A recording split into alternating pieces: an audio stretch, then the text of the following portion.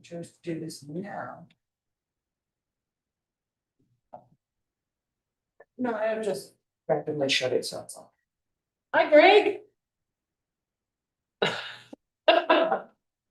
Nice to see your face after all the voice.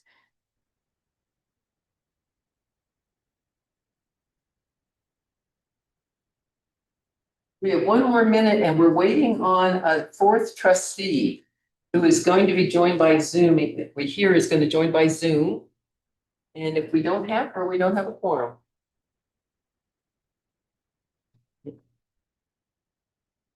Well, it's not technically 2:30. Right, exactly. That's what I'm saying. Well, it's 2:30. I'm gonna hold on before I start the meeting.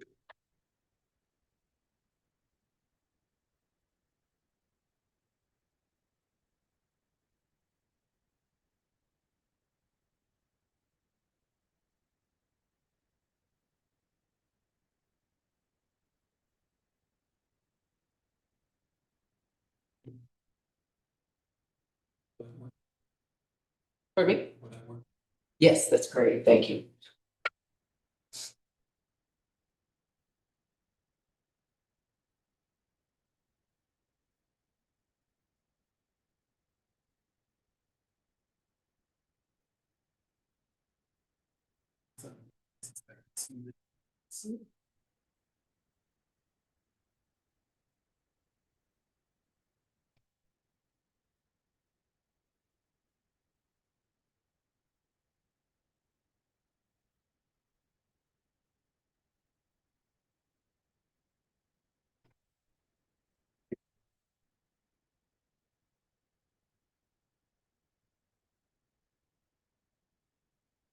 Let's do Emily's phone number. Could you text her, please? Sure. Thank you. Because you're not, I'm going through the 12 steps to get signed into my place where I have her number, so I would really appreciate. oh, that. okay. Thank you.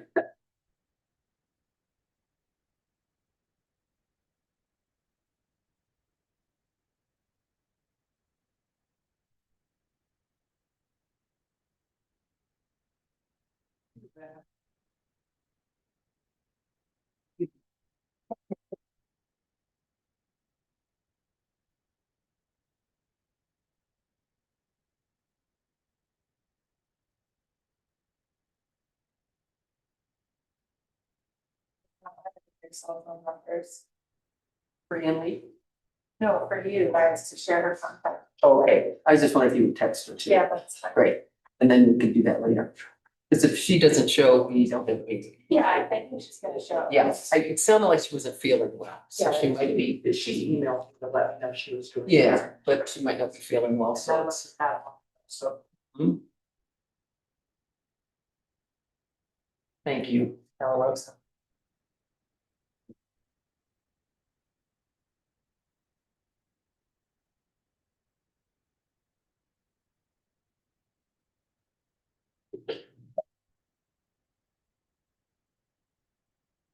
Let's say, Bill Bruner, you have a doppelganger.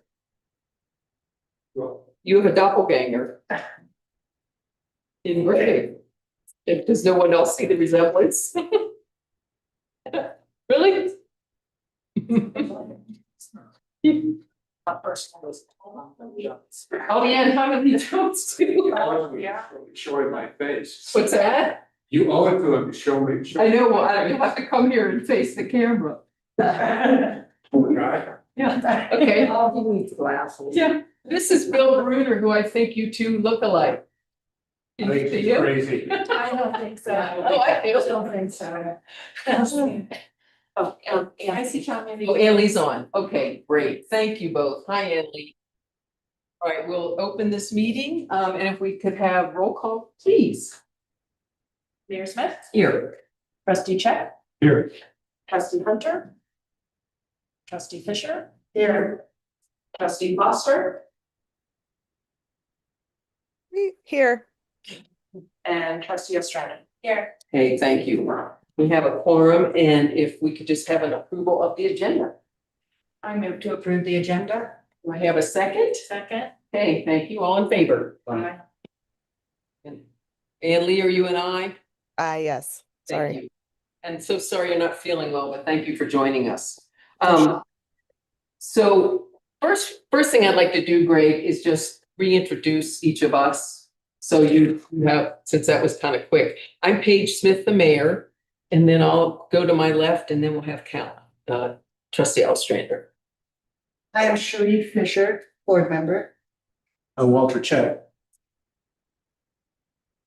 Hi, I'm Helen Rose Ostrander, also board member. And we have Annalee Foster. I don't know if you can see her. Okay, she's another trustee. Our mayor pro tem just recently resigned, so we will have an opening and we don't have a mayor pro tem at this point. So, so with that, what I'd like to do is, you know, everyone has the town administrator description, your resume, and the draft contract that we have worked with you on. So I kind of would like to do this first. Have you introduce yourself and just give us your background, anything you'd like us to know? Then I thought I would then open it up to the trustees to ask you questions as well. And then open it up to the audience who have 3 minutes to speak, including you, if you would like to ask Greg's son questions, you're welcome to do that too. Then maybe after all that, I will bring it back to the trustees to talk about. So, Is the asking questions part of the 3 minutes? yes. But you get an answer, but yes, it is part of the 3 minutes. So with that, if everyone is okay with that, going that way, because I feel like we have Greg here and it's really nice to meet you and have you just tell us something about yourself, and then the trustees will chime in after you're finished, if you're comfortable with that approach. Uh-oh, you're muted. We can't hear you. Sorry about that. There. Okay, my name is Greg Sund. I've been involved in local government since 1983. I first became involved in local government by running for office in Deadwood, South Dakota. And that really engaged me in local government. And eventually I went back to school and got my master's in public administration and started full-time in this field at the beginning of 1992. Since that time, I've served cities and a county in South Dakota, North Dakota, Kansas, and starting in 2017, Colorado. I served as the city administrator, or excuse me, city manager in Trinidad, Colorado, where I live right now from 2017 through most of 2019. And I have been serving in interim positions since 2020. Those include Walsenburg, Telluride, Mount Crested Butte, and Georgetown. I have had the luck of being involved in some really interesting projects throughout my career. I think the one that I will always highlight and feel very honored to have been involved in was the purchase of what's called the Crazy French Ranch south of Trinidad. It eventually became the 42nd state park and is called Fisher's Peak State Park. It was the purchase of a 19,200 acre ranch. And even though the city was involved in the process, we were mostly the cheerleaders and getting the people who were local, who were interested in the project, getting them and keeping them involved and up to communication of what we were doing. Most of the project was negotiated by the Trust for Public Land and the Nature Conservancy. Those people were very involved in the project and negotiated with the owner on the purchase of the property. And we also worked with GOCO and with Game Fish and Parks, because they were all, GOCO and Game Fish and Parks provided all of the financing for that project. I use Fisher's Peak State Park on a regular basis. I am an active mountain biker and enjoy riding up the amount of the mountain I can get up. Some of it is too steep to ride, but it's interesting to be able to do that and have it so close to my place of residence. Are there any questions for me? Yeah, I'm gonna open it up to the trustees to ask some questions. Everybody, and just go ahead, go ahead, have at it. Who wants to go? I have a question.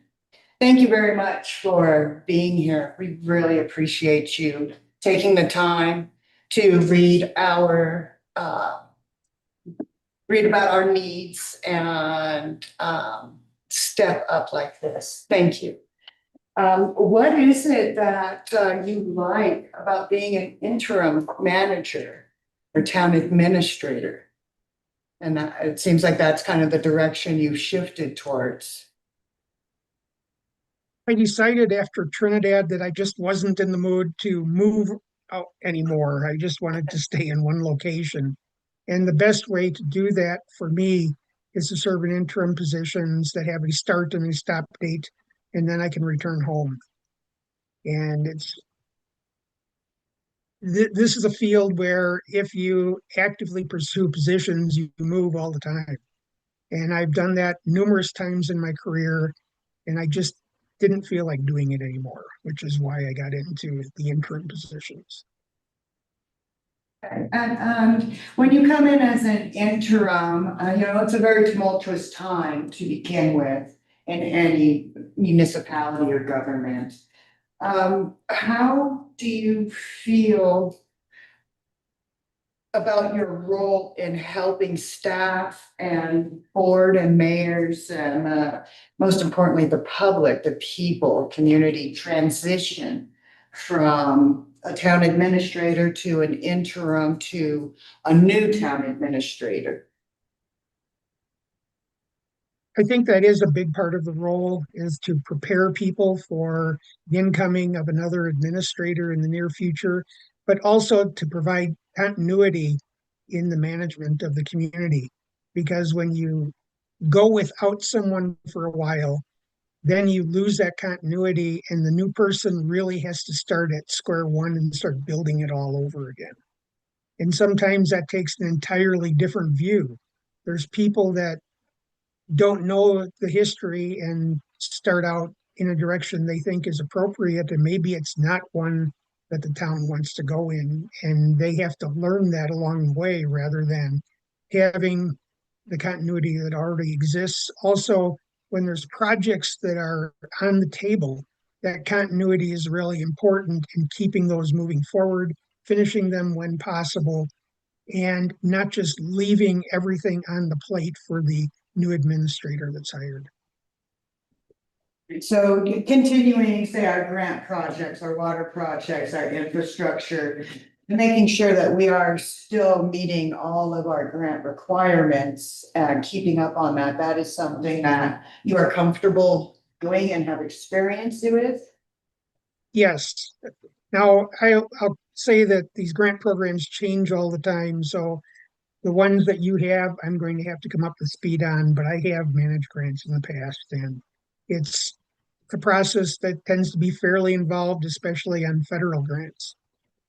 But it's not something that's so onerous you can't do. You just have to keep that up and not let any time lapse and fail to do the reporting that's necessary. Thank you. What is the smallest town or municipality that you have managed? Probably Mount Crested Butte. It was about 900 population. Okay, so you do have experience with a smaller population. Because it is very different indeed. My the culture. first full-time position was in Platte, South Dakota. It was a town of 1,300 people. And at the time, South Dakota really didn't have very many administrators or managers. It was a fairly rare form of government in '92. And so I served as the city finance officer, which also had a lot of the responsibilities of the administrator. Thank you. Hi, this is Walter Check speaking. Cherie touched on what I think is one of our major concerns, and that is the grant funded infrastructure projects we're in the middle of right now. And you kind of answered the question, but I sort of like to hear a little more about your comfort level of just taking over a grant project that is already started and in the process of, as a matter of fact, we just sent out some RFP for the next phase of a major water project, as well as some other infrastructure projects that we have going on. So, and like you said, those are the things we don't want to let lapse. And they need continuing monitoring and reporting on. So I was just curious. I have the advantage of being able to start the position fairly soon and be able to spend a little time with your current administrator to get background on what the projects are, how they're functioning, how the reporting is going, how the project itself is advancing, or if there's any problems in getting that done at this time. Because the more issues that you can resolve and move forward from, the easier it is to finish a project. Okay. I'll just, so first of all, thank you very much for being here on such short notice. And some of the things that we talked about before we were able to get this meeting set up is again, the projects we have. And one of the things that really intrigued me about your resume is that you were a public works director. I don't quite remember where, but you sounds like you had quite a bit of experience with public works. And we need to hire a new public works director. So I'm very happy to potentially have your input into that whole realm. And I'm in the office a lot, more so than a trustee would be. And I see how important it is to have a person in the office that has not only information on the day-to-day activities and the things that come up that are expected and unexpected, but also having the overall view that the administrator has to do as the chief operating officer, actually, and how important that person is, and for the staff's well-being and the staff's continuity and their confidence that they have someone they can turn to when things come up in their day-to-day that they're not used to, because I see that all the time when I'm in the office just being here as mayor. So I'm quite impressed with your background on that and appreciative that you can be here full time. We had a previous administrator who was very helpful, but she was part-time. And at that time, we didn't have any projects like this going on. We now have, well, we just finished one project, which was we had to reline our water tank. And I believe we are soon to be getting water from that relined 2 million gallon tank. But we have the next project that Trustee Check was referring to is we're replacing 10,000 feet of transmission line from our 2 million gallon tank to most of our users. And that's the RFP that's out. And I don't know when that closes, but I know it's soon that the proposal should be coming in soon for that. I'm looking out at Public Works. But your timing could be that you would also be available to review those, because this is going to be so important to have a good contractor doing this very, it's going to be very visible and very intensive work just outside of town. And lots of people drive this way. It's going to be a huge project, lots of heavy equipment, a lot of safety issues that really needs a good management oversight from 30,000 foot level. So in my discussions with you and your resume, it seems like you have that kind of experience. Do you agree with me, or am I embellishing you too much? I had the opportunity to serve as the public works director for Hays, Kansas for 2 years. But in the administrative and manager roles I've had to work with public works directors throughout my career. And whether that was with people who had the title of public works director, or whether it was split between 2 or more people, it's still work that has to be done. I have been involved in water issues and interested in water issues for as long as I can remember.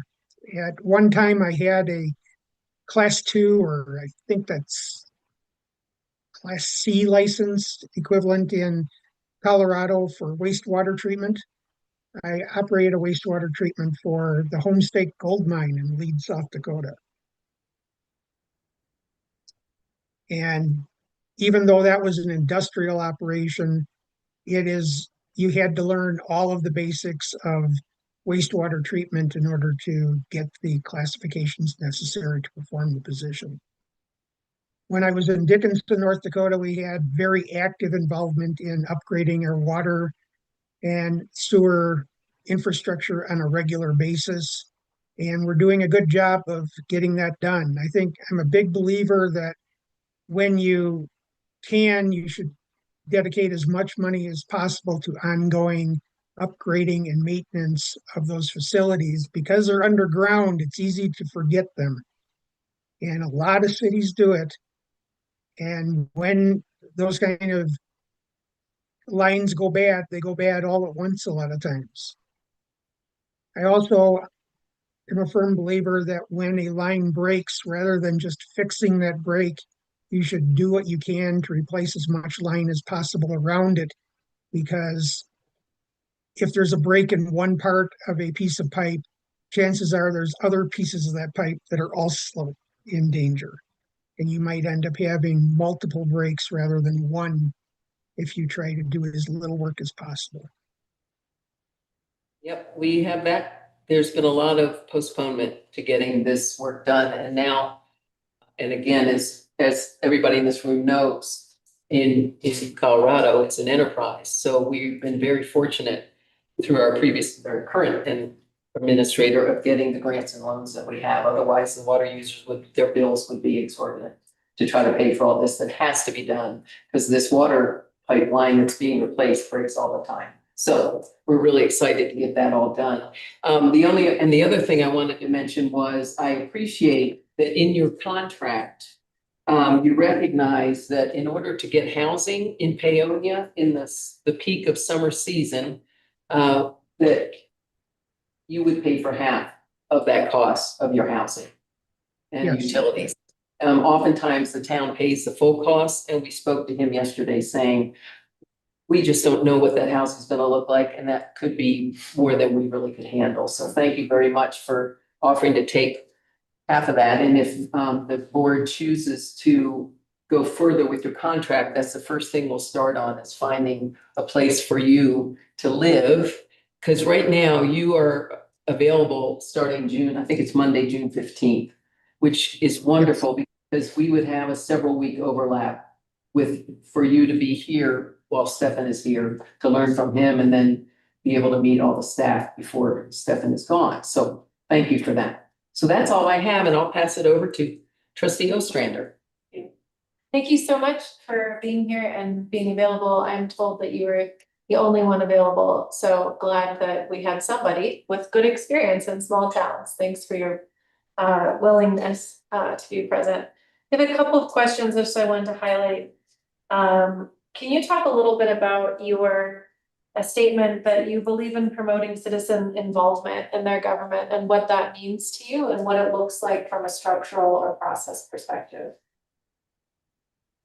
I know everyone says they have an open door policy. I've heard that more times than I can count, but some people say it and don't do it. I very much prefer having people involved in their community, and I take active roles in communities in order to break the walls down where people know who I am. And if they have particularly customer-based issues, which is what the administrator works with most of the time, I look at those as being very different. The board deals with what I would call ownership issues, and the administrator deals with the customer side of the city. So it's when people come into town hall and they have questions about their services, things that they need to have accomplished, different things like that, that's a role that the staff has to take on and be willing to try to resolve as quickly as possible. Because I think it's important to have a level of customer service with the local citizens that resolves their issues and helps them move forward. Because it can be very frustrating dealing with government and not knowing all the rules and all of the issues that you have to address in order to resolve issues. And it's really a good thing for staff and the administrator to break those walls down and make sure that the residents can accomplish their goals and meet their needs. Thank you so much. Can you, I know as a city administrator, you have to be very good at playing multiple games at once or spinning multiple plates, keeping them spinning at the same time. Can you talk to us about a situation that you may have had experience? You don't have to name names of towns or anything, but can you talk about a situation where you had to triage a number of unexpected or burning issues that came up? Well, they all tend to stand on their own because of the separation of operations within government. So if there's water issues, those tend to stand alone. Street issues tend to stand alone. But there's also times when they cross over each other. One of the things that is not common in Colorado, but was common when I was in North Dakota, was that all of the water and sewer lines there have to be buried more than 7 feet deep just to avoid frost. And that makes projects far more expensive because you're digging deeper. Also, we had a road one year where we had a project planned on it where we were going to mill and overlay the road the next year. And during the winter, which was a particularly bad winter, the road literally fell apart. And we had to change the project and reconstruct the entire street rather than just doing a mill and overlay project. And those kind of things you have to be prepared for because they happen all the time. It's not something that you can plan for. Weather does things to city and town infrastructure that you have to be able to work around and resolve. And if you get bogged down with the details on those things and can't make decisions, you can't move forward. And I think that's a big key to the administrator's role, is to be able to see clearly the direction that you need to take, taking advice from engineers and from the board and the staff, and making decisions and moving forward with it. Thank you. Just going back to the other one, I forgot to ask my follow-up question. We have a couple of citizen committees, or we've had them in the past. How have you dealt with those types of committees before, or have you worked with local governments that have citizen committees that come up to deal with special issues? Are these standing committees, or are these dealing with specific projects? Like, It could are be you any of the meaning above. like a planning and zoning board?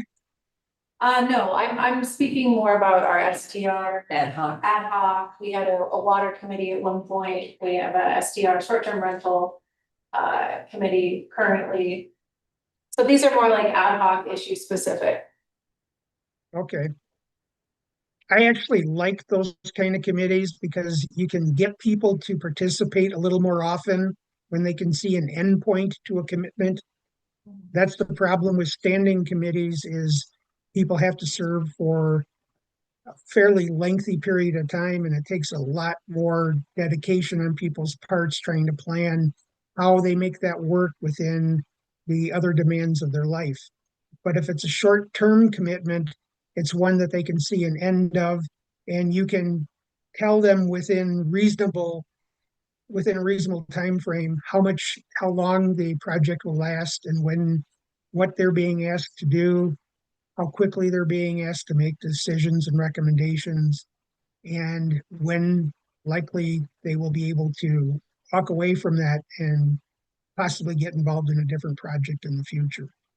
But shorter term ad hoc committees, I think, work especially better in today's world where people are so busy that if they can see a short-term commitment, they might be more willing to provide input and participation.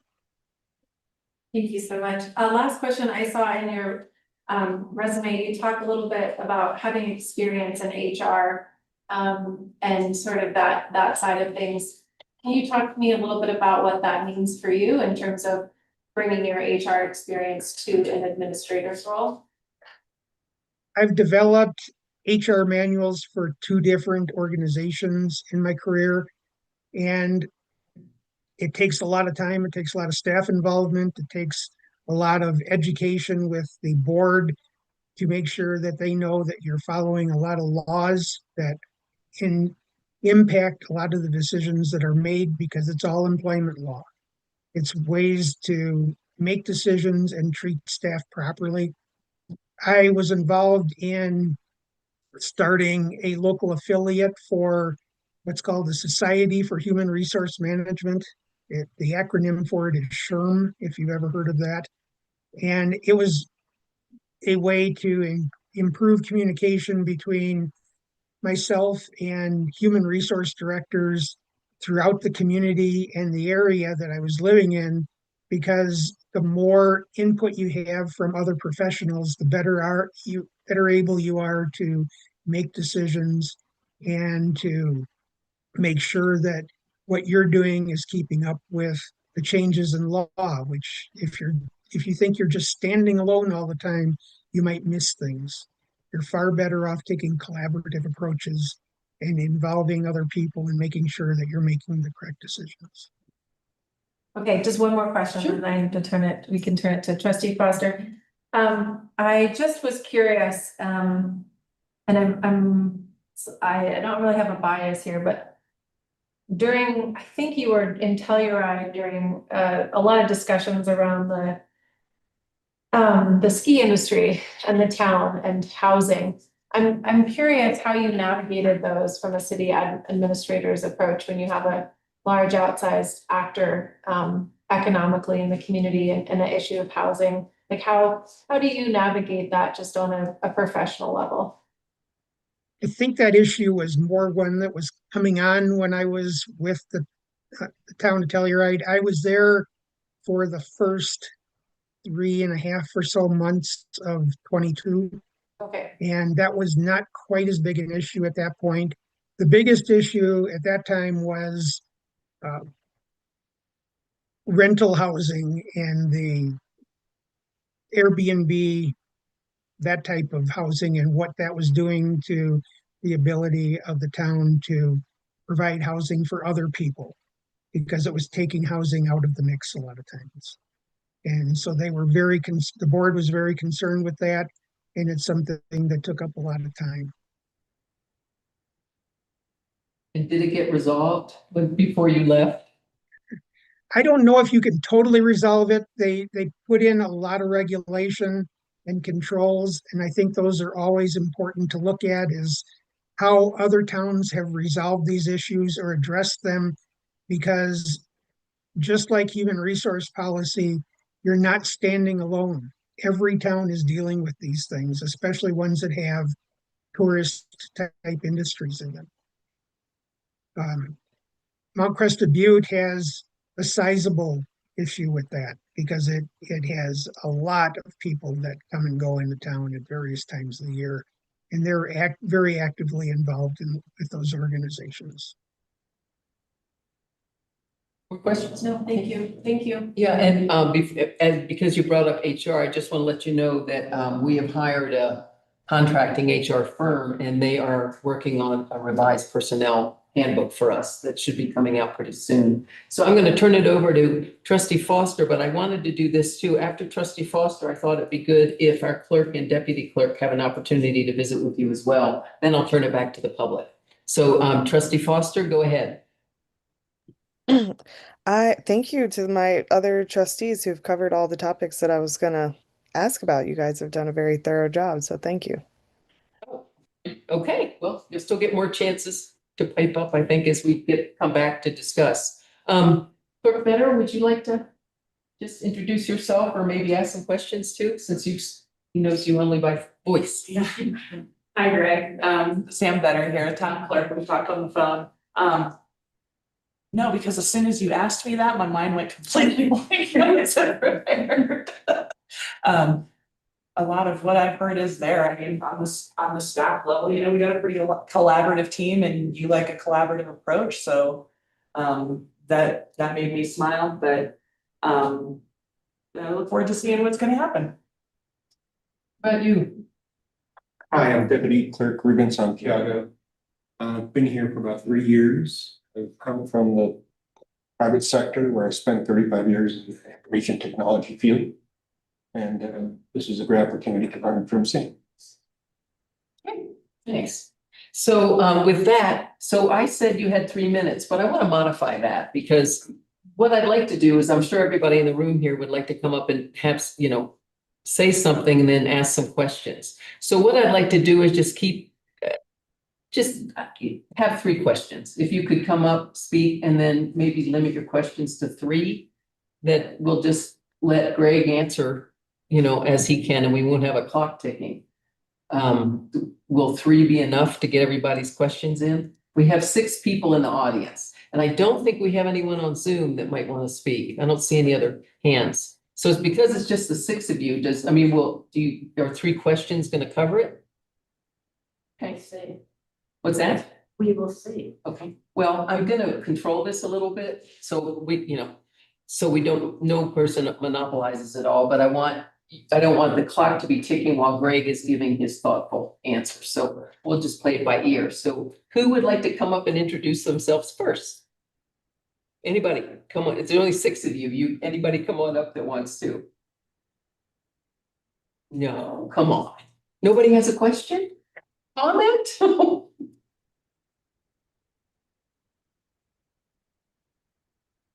Do I sign in? I think, yeah, if you would, just because this is a regular meeting, I don't know if we'll have meeting minutes, but we definitely want a record. Thanks, Steve. So again, thanks for being available. I know it's really hard. I served on the board of trustees for about 6 years and retired from that in April 2025. So I've been enjoying my life since then. The question I have is what's the difference between doing things right and doing the right thing? Thanks. To me, that means that sometimes you have to make decisions that are tough. And I think that's something you have to do on a regular basis in an administrative role. They both are related. Doing things right and making the right decisions are very much tied to each other. I don't think you can just totally separate them and not try to do the best job possible for every issue that comes up and every project that you're managing. You need to be thinking of those types of situations on a regular basis.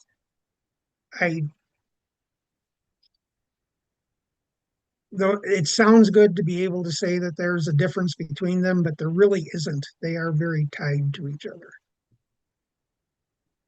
Okay, and again, you don't have to come up and ask a question if you just want to come up and make a comment. There's no distinction here. I just knew if people had questions, that 3 minutes may not be a fair exchange in question and answer. So come on up, Pete. I could tell you want to. I did, I just didn't want to jump in sort of. Yeah, it's okay.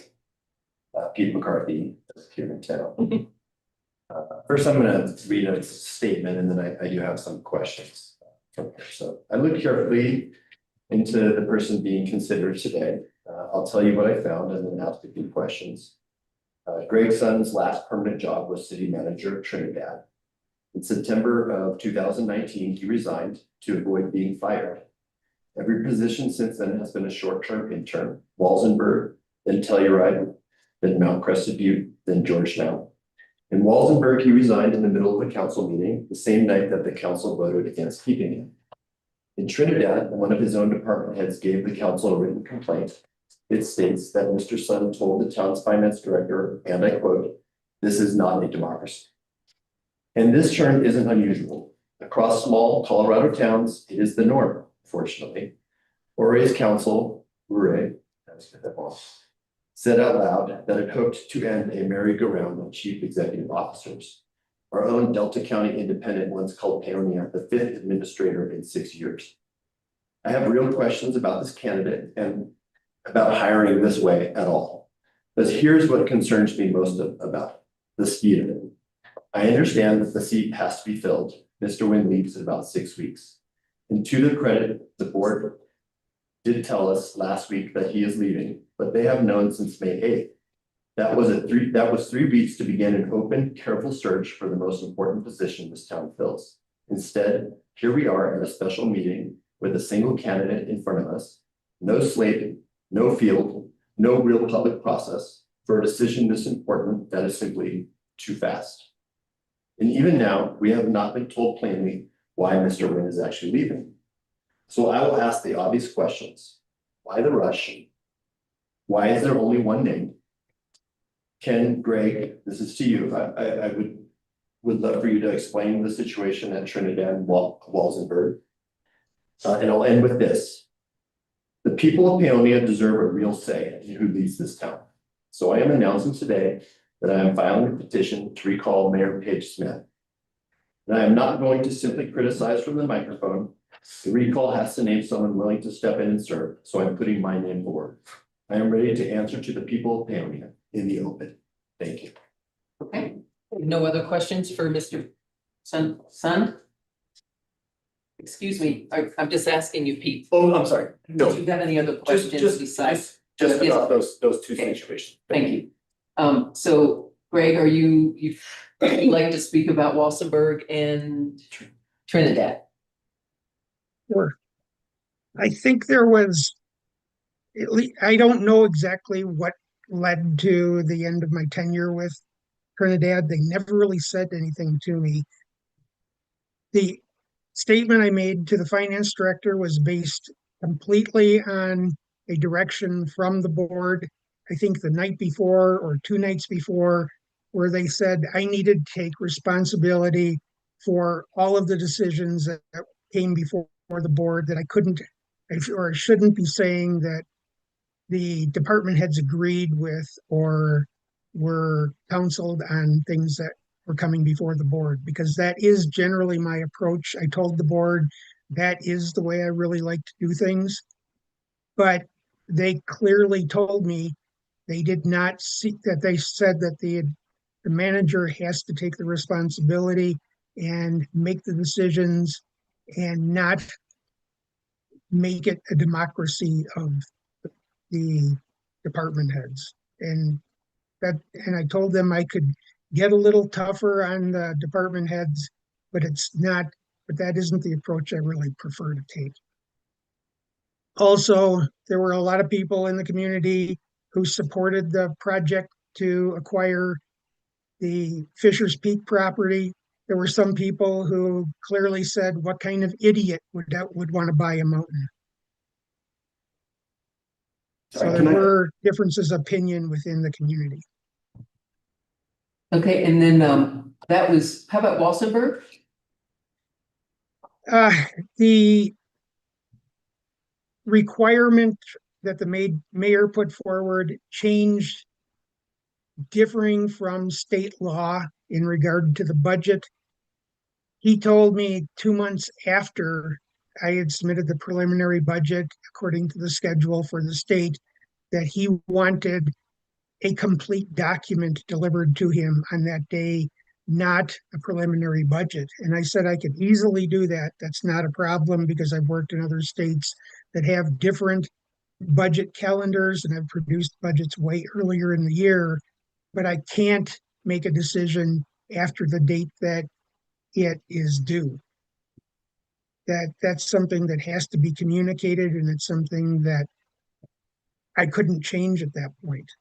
It was something that the board was working through, and also the board was making changes to the budget on a regular basis at that point. So there wasn't a final document that could be produced. It was a document in flux to a point. And I can produce a final document, but you can't produce 15 or 20 final documents. They take a lot of time. Okay, thank you. Who else would like to come up and speak or ask or ask a question? Thank you, Mary. Well, now, say your name and sign up, please. Mary Backford, in-town resident. First off, I would like to remind the board that this is not a democracy. We are a republic, which means that we, the people, vote for people who will make the decisions for us. So we are not a democracy. We are a republic. Second of all, I'd like to thank Mr. Sund for bringing up the issue of continuity, because that is so very, very important, especially to this town where we are. The other thing I would like to ask you is, how do you deal with extreme polarization? As you have just noticed, we have a small cadre of people who believe that they are the only ones who can correctly run the town. How do you deal with such kind of issues? Some of the issues that were stated, I really think fall in the lap of the board more than the administrator, because the administrator enacts the policies that are set by the board. When people are dealing with issues with the board or what a policy should be, I can take that input and communicate it, but setting policy really is a board decision, not an administrator's decision. The administrator does not have power that a lot of people think it does. It is a position that reports directly to the board. And if it's not doing that, that person's not doing their job, because the board is the final decision maker and the setter of policy for the entire community. Okay, thank you. Who else would like to come up and speak? Alex, come on up, Bill. You'll say your name and sign the sheet, please. So my name's Phil Bruder. I have to say, Mr. Sudd sounds like a very reasonable man. I like what he's saying, that the board, if I hear him correctly, the board is the leader and he's the administrator. And I think this is one of the problems that we've had in our recent history, where we've had an administrator who insists on being the leader. He's expressed this in print many times. And so thankfully, there's a change in the board as well. I think it's going to be much more receptive to what I would agree is the proper viewpoint. The board is the leader and the administrator administrates policies enacted by the board. And if I've heard that correctly, I'm fine with that. And as you can see, there's differences of opinions in this community. And that's why we should realize that, but just be the right guy to manage it. Thank you. Who else? Okay, come on up, Shereen. Shereen Patterson, in town. Mr. Son, yeah, thinking lot. Just a cursory view of things happening in Walsenburg and Huerfano County in general, and under your administration, different places, Trinidad or Mount. Can you speak up just a little bit? Crested Butte. It seems that there's a lot of several times you were administrator, and when the issues arose, you left being administrator. Can you explain some of that experience from your previous positions? Serving in the administrator's position, you have to be aware of and work in the political environment, in terms of knowing that a lot of the things you do are impacted by the political environment of the community. And there's times when it's easiest to let the administrator or the manager go, rather than addressing some of the issues that are faced by the community. And I recognize that. That's something that I have gotten used to throughout my career. And there's times when you deal with very controversial issues and you work through them. There's times when it's easiest to just part ways, because there's a difference of opinion of what the direction of the community is.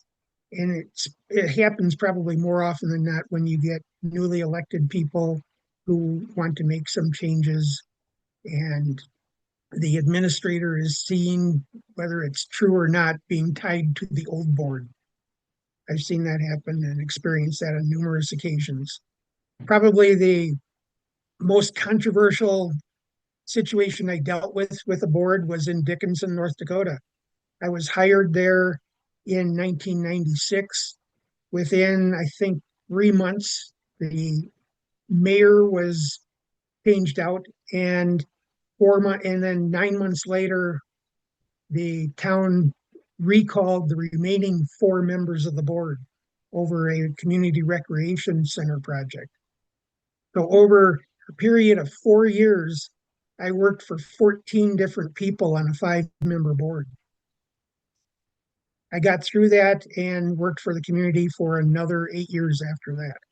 So I worked for Dickinson for 12 and a half years. So it doesn't always happen where things are more short-term in commitment, but some communities have more of a history of changing over managers on a regular basis. When I applied to Trinidad, I thought I'd gotten over a lot of those issues because there had been a fairly constant replacement of managers throughout its history. And I found that a lot of those issues still had remained, and they were just things that you could not work through. Even though I think we did some really good projects when I was in Trinidad, including the establishment of Fisher's Peak State Park.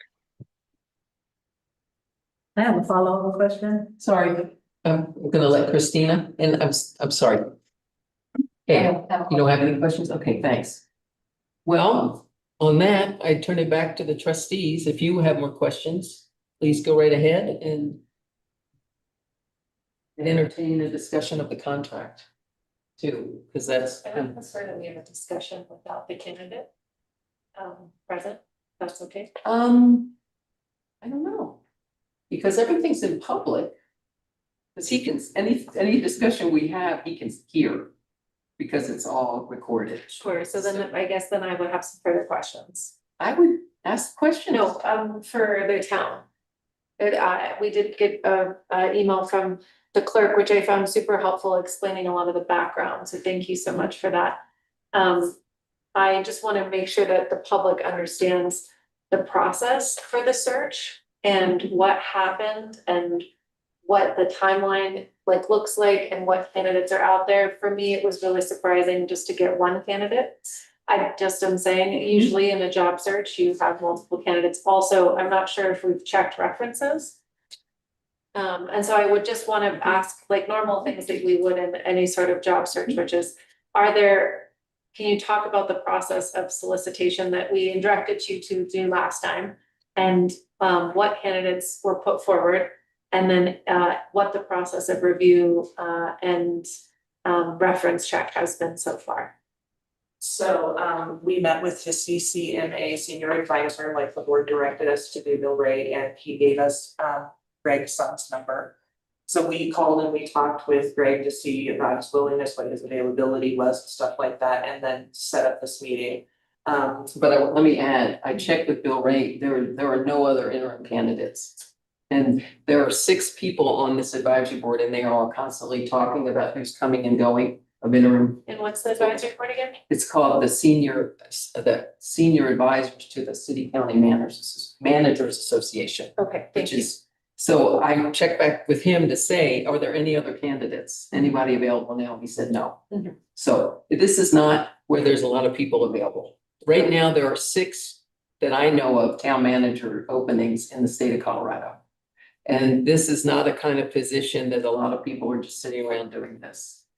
But so Yeah, it's, just asking about the process to Yeah, that's all. clarify thank you for the yeah, but clarification. it's not unusual to only have a single candidate for this kind of a job. That's my point. And like I did tell you guys in my email, this is how we found our former interim Leslie Bluesmeyer was through the same process, was getting in touch with CCMA. That's one of the things that they do is when towns get it, because we were without a clerk, we were without an administrator, we were kind of in a hot mess kind of a spot. So and this is a lot like what our last one looked like. Now, when we go to look for a full-time administrator, then it's gonna be the RFP goes out, we get an executive search firm and then they'll go through a whole 9 yards. As for references, we can absolutely check. The one thing that I did do is I actually know one of the clerks in one of his former towns pretty well, and so I did call her and ask her about it, because of course the staff, we're gonna be working with this person every day, we wanna know. And she gave me a glowing recommendation. So, but I'm more than happy to call any other references that you want, whatever you guys need to do. Just, I mean, the way you would do a normal professional reference check for any government hire, that's all I'm requesting. That's probably okay with that.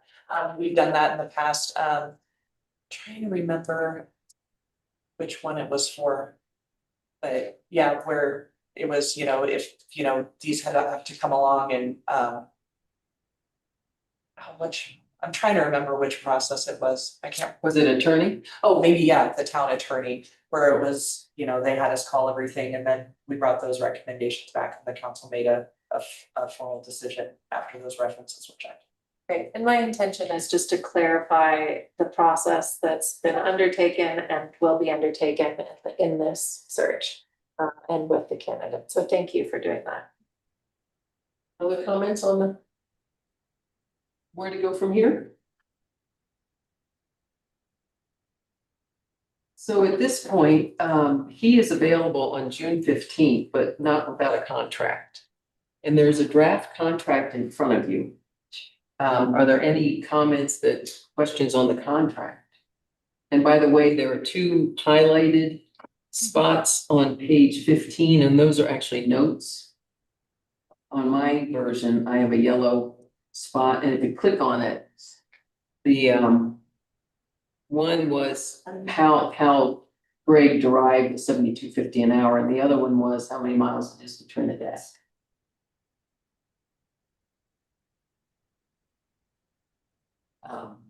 Just pulling it up again. Mhm.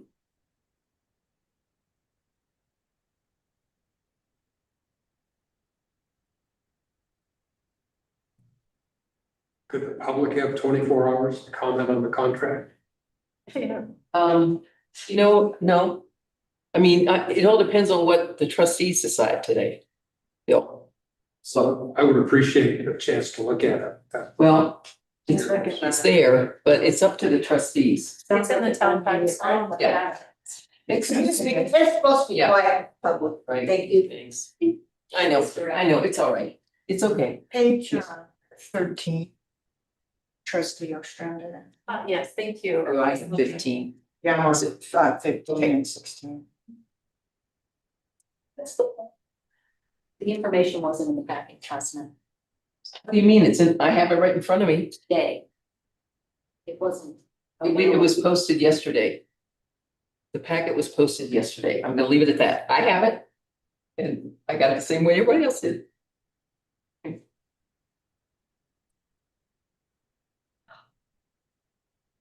Can we confirm, clerk, Vetter, what time the full packet was posted yesterday? Yeah, if you go to the topic site where agendas and facts are posted, it's actually.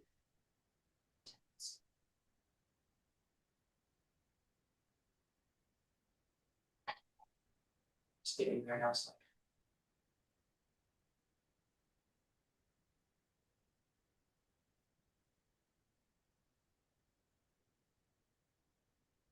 Thursday. Last Thursday at 2:09 p.m. Yesterday. Yesterday. Yeah, I guess that would be last Thursday, right?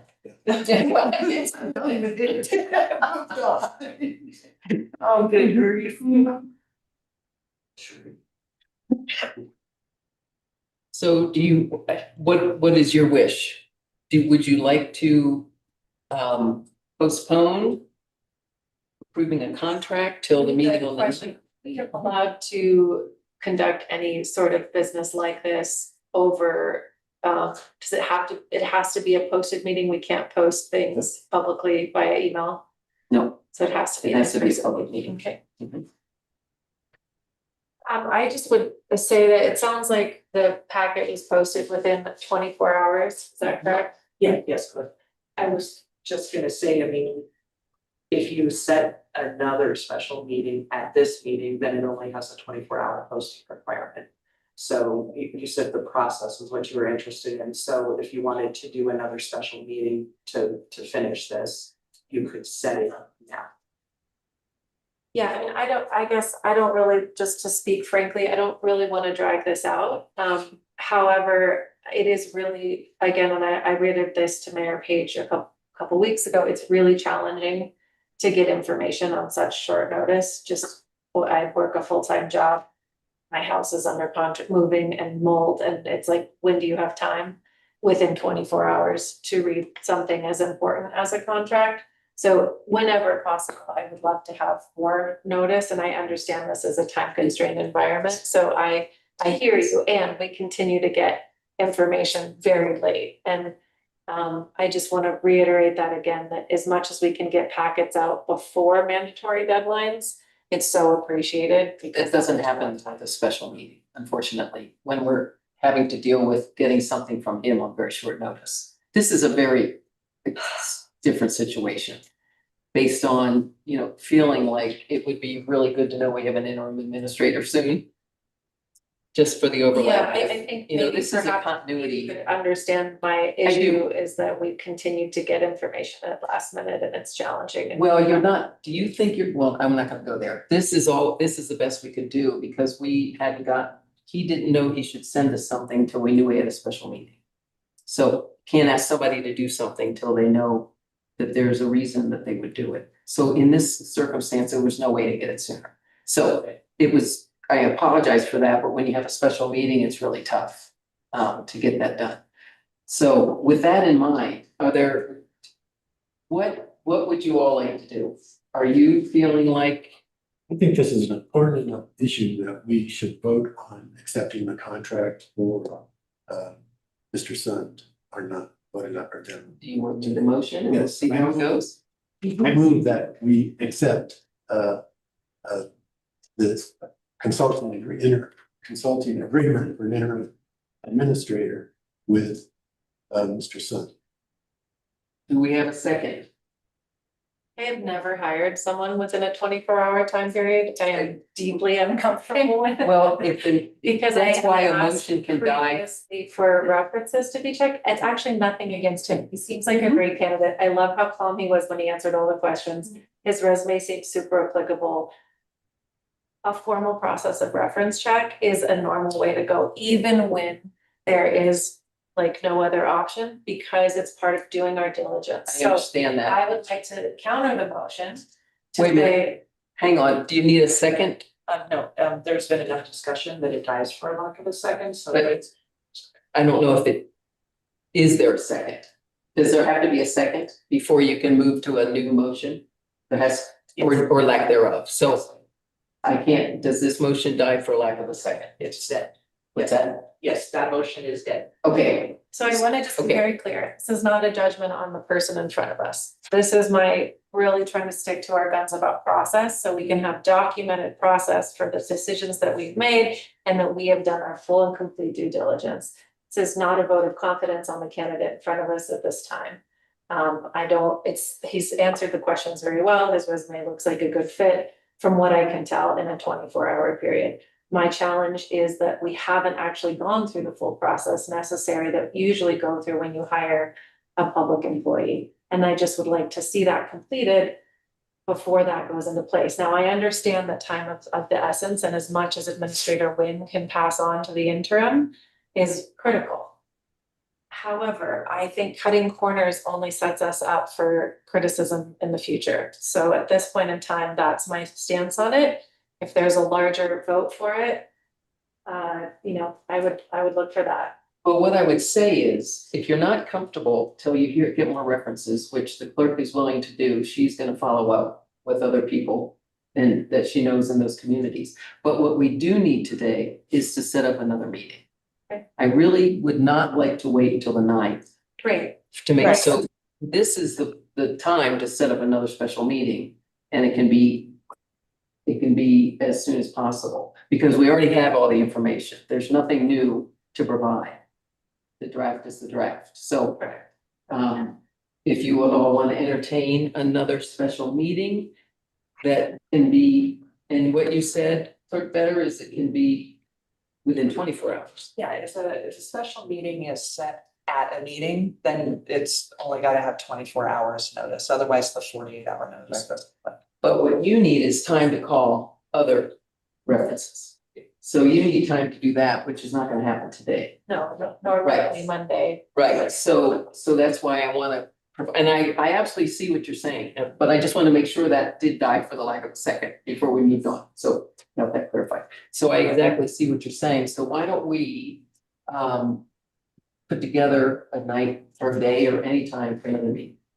Where we can make a decision.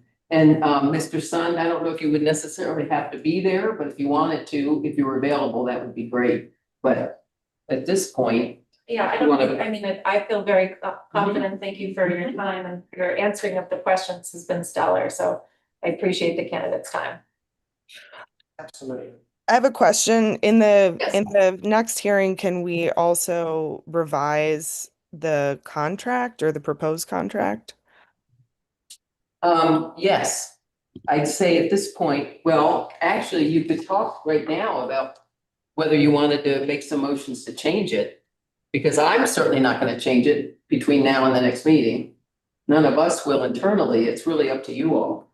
Right. So if you had some suggestions that can be voted on. You know, because the better the contract at the next meeting, because, and I'm looking at for better. So they can make some changes to the contract. They just don't have to adopt it tonight, right? Yeah, as long as, Is if it- we enter into a contract with him that, you know, he of course has to look over it, make sure Right. it's something he's willing Yes. to do too, but yeah. And that would give him time, if you have changes you wanna make to it today, it's, bring it up. I'm sorry, Bill. Yeah, I mean, for one, I wonder if we need a defined cost cap for the housing. I know we've said we'll split 50%, but it doesn't define what that limit would be. Yeah, does anybody have any good, it's really, That's a hard call. it's hard to have a cap on it, unfortunately. I just think we can be as diligent and get the word out as quickly as possible that we have a interim administrator who wants to live somewhere full-time for a few months. So I don't know what we, so Ann Lee, I mean, Trustee Foster, I see what you're saying. I just don't know what to do about it. But certainly open to suggestions. Yeah, I mean, you know, I don't think it needs to be like exceptionally prohibitive, but if the decision ultimately lies with the administrator on their choice, I think that it's would be wise to have some sort of restriction on our end. Um, just an observation. And let me, Greg, in this case, how are you feeling about a recommendation from those of us who live here on a place? I guess I don't Right. understand exactly the process you're outlining. I don't really know. We've not been here that I'm aware of. So we're kind of in a new territory. Can we ask some realtors like what the average rental rate is? Yeah, and I haven't done any of that because I was waiting to see how things went. Mhm. And I've not checked any rentals, and I think it's gonna be difficult to get a rental that's just for a few months, so I don't know. But open to you guys, what your thoughts might be, and that could be something researched between now and the special meeting. Mhm. But we need time for that too, I should say. Staff would need time to get that. May I ask Clark Better, what is a reasonable time frame for you for reference checks? Reference checks, Monday and a part of Tuesday, it just really depends on how busy the person on the other end of the phone is, but I usually get answers back pretty quickly. I would say I would probably be able to have any no later than probably maybe on Tuesday. So perhaps giving you Wednesday would give enough time to ensure. Yes, now I don't know the answer to talking to realtors, so that one, I don't know that, but yeah, I think I could have a really good handle on references by then. Well, maybe between now and when this has to be published, which is 24 hours before the meeting. Right? Yeah. There could be some research done that just gives a little bit of a range, what is possible. Is that possible? I don't know. That's what I'm throwing out.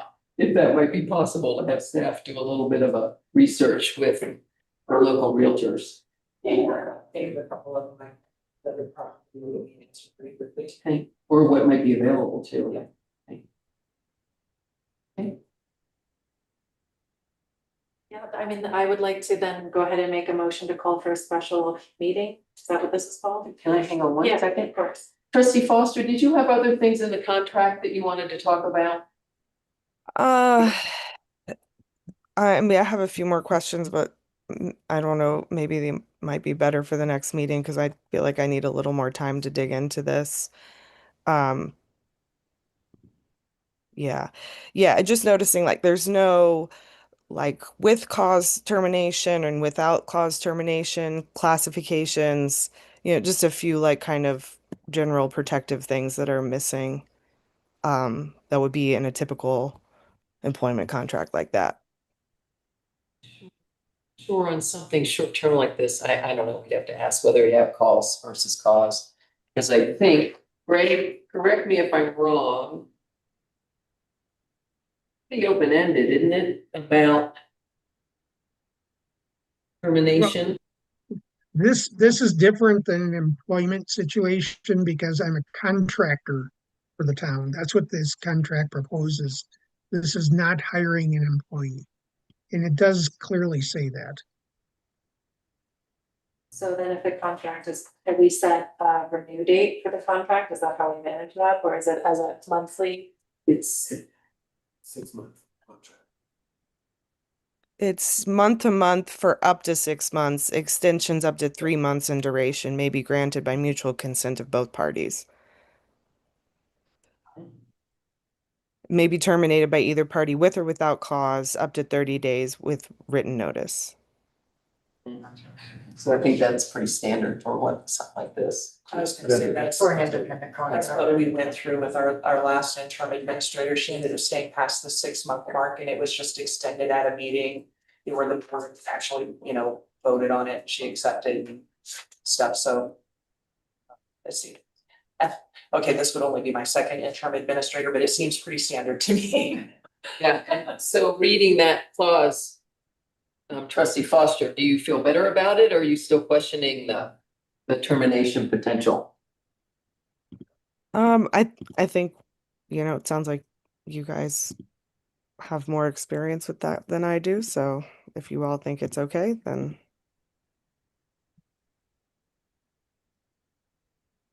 okay. Anything else? You know what we could do, I don't know how Greg would feel, is shorten that 30 days notice. Greg, have you done that where you've had more like a 21-day notice?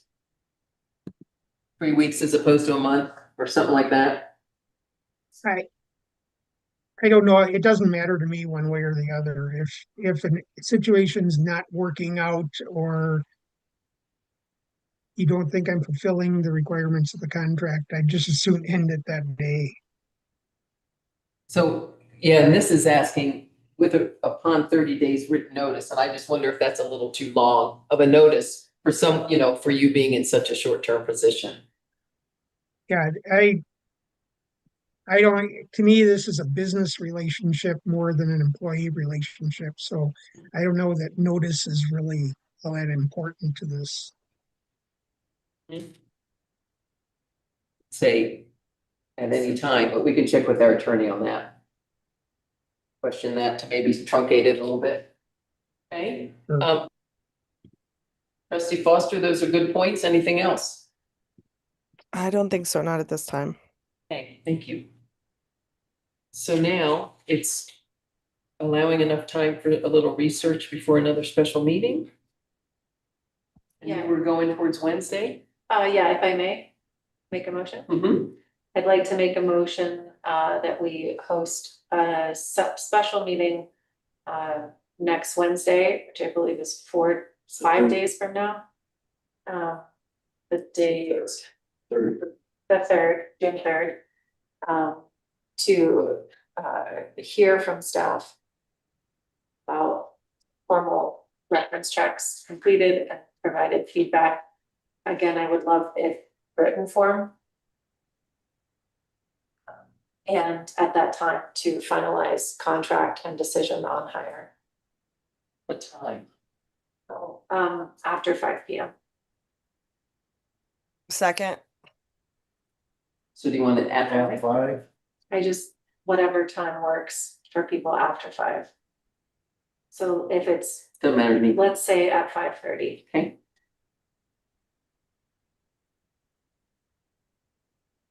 All right, and you've got the motion? Yes. Who's, Second. do we have a second? Trustee Foster. Oh, thank you. Okay, all in favor? Aye. Okay, all right. See you on Wednesday at 5:30. Thank you so much.